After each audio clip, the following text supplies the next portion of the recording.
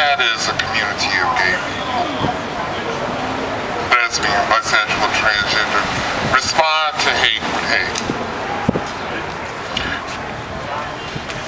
I will be the first one, would be the first one, to level legitimate criticisms at certain communities that don't support us. And personally, I don't believe that any minority should be discriminated against any other minority. But we cannot respond to hate and bigotry with hate and bigotry in our own community. History for a minute. In the United States, some of you have been activists for a really long time. Yes? But I'm guessing that most of you aren't old enough to have been around in the post-World War II period. I'm guessing that most of you weren't around during the 20s and 30s. In this country, in the United States, the violence that was committed against gays, lesbians, transgender, bisexual, any people that did not fit the category of this is what a woman at this time does, this is what a man does at this time. In this country, all that violence and all of the activism that developed afterwards, that has led us to this point. This has led us to this point where we can talk about equal marriage and actually see signs that it's going to come, and it is going to come in this country, and it's going to come, I believe, in our lifetimes, and hopefully within a very short amount of time. All right? That's what we've been fighting for a lot. But you know what? Equal marriage so that the government can recognize our right to give our property to our spouse after we die, I mean, that's not so dangerous. It's what we deserve. If straight people get that, that's what we deserve. Yes. But that kind of stuff, that doesn't even compare to what's going on in Iraq. It doesn't compare to what's going on in Moscow. People not even being able to stand up for their right to congregate with flags. It's just ridiculous. So what we can do now, with all of this history behind us, this violence that's already passed, what we can do now is we can stand up to the authorities in our country, we can stand up to the authorities in other countries and say, hey, get with the program. You are on the wrong side of history. And they are on the wrong side of history. It's really obvious. It's obvious to Obama, who says that he does not believe in equal marriage, but you know that he's just trying to pander to all the people that he needs to vote for him for next term. So what we need to do here is, we need to gather at things like this. We need to raise our voices about violence. This is unacceptable. Unacceptable. And it's unacceptable that it happens in this country as well. And something that we don't talk enough about in the GLN, in Join the Impact Anywhere, is trans people. Right. Exactly. We don't talk enough about people who aren't gays and lesbian, and I think that our terminology needs to change. We need to talk about LGBT. We need to talk about queer. We can't always be talking about gays and lesbians because they're only a fraction of the community that we need to represent. Right. So what I want us to do is to really try to focus on keeping other countries, other peoples from having to face the violence that our country has already had to face. And I think what we're doing right now is good, but I am shocked that there's so few people here. I mean, there's a Cubs game. Whoop-de-doo, it's fucking baseball. There's violence happening right now. Right now as we're standing here, someone is hurt. Right. Someone could have been killed. Someone could have been kept from having their job, and that's happening in the United States too. It's just ridiculous. So I think that we need to step up on this kind of activism. I'm all for equal marriage, but I think that this is much more important. Just recently, President Obama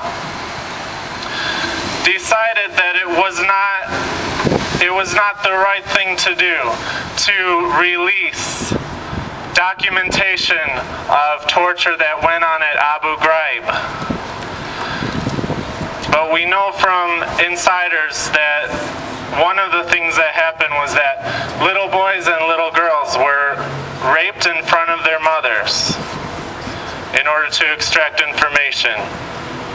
We know that in Chicago, Commander Burge presided over many decades where people were tortured in order to extract confessions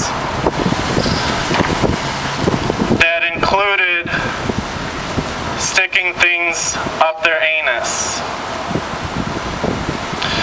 But Commander Birch says that he doesn't care. He's gonna keep